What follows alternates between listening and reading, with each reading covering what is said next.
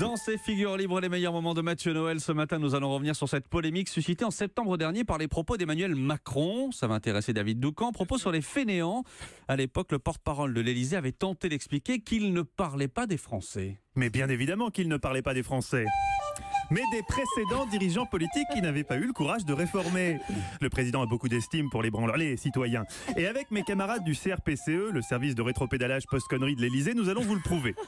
Déjà, je vous rappelle que le général de Gaulle lui-même avait déclaré que les Français étaient des veaux. Or, Julie, vous qui avez bien connu le général, d'aucuns disent même bibliquement, pourquoi de Gaulle avait-il dit que les Français étaient des veaux? Parce qu'ils le sont. Mais non, parce qu'il était à Londres quand il l'a dit. La voilà l'explication rationnelle. Quand Macron déclare « je ne céderai rien ni aux fainéants ni aux cyniques », il est simplement victime du syndrome du touriste français à l'étranger. En effet, autant à domicile il se gendarme, autant à l'étranger, l'éloignement aidant, le français a une fâcheuse tendance à se sentir tout permis. Un lâcher-prise encore aggravé par le fait que le français boit et que donc, voulant faire honneur aux alcools locaux, il se retrouve rapidement dans le même état que Vincent Hervouet après une soirée open bar du Rotary. Je ne sais même plus comment je m'appelle, je sais pas qui je suis, je sais pas où je vais. C'est vraisemblablement ce tragique enchaînement, éloignement de la mère patrie, Ouzo Sirtaki, qui a perdu Emmanuel Macron vendredi quand il nous a traités de fainéants.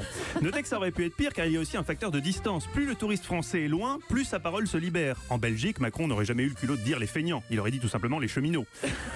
En Chine, il aurait dit ces feignasses syndiqués. Et on prie pour qu'aucun déplacement en Nouvelle-Zélande ne soit prévu, auquel cas les opposants à la réforme du travail seraient purement et simplement qualifiés de pourriture communiste. Et au fond, entre nous, Emmanuel Macron n'aurait-il pas un peu raison? Voilà une bonne question. Je savais qu'elle vous plairait, Patrick.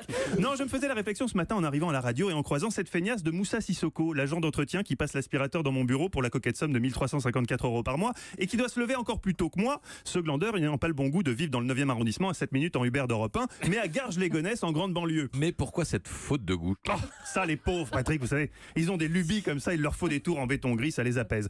Je me disais, dans quel monde on vit où des branleurs comme Moussa, qui ont pourtant des vies de patachons, ont le culot de protester contre une réforme qui va leur permettre de s'enchaîner 4 CDD d'affilée en toute légalité et de s'asseoir sur leur 13e mois.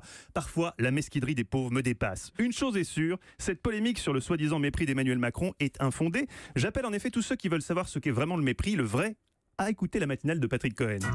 Particulièrement vers 7h25, quand Patrick écoute d'un air las et soupirant de dédain la rubrique des pourquoi de Philippe Vandel. Pas du tout.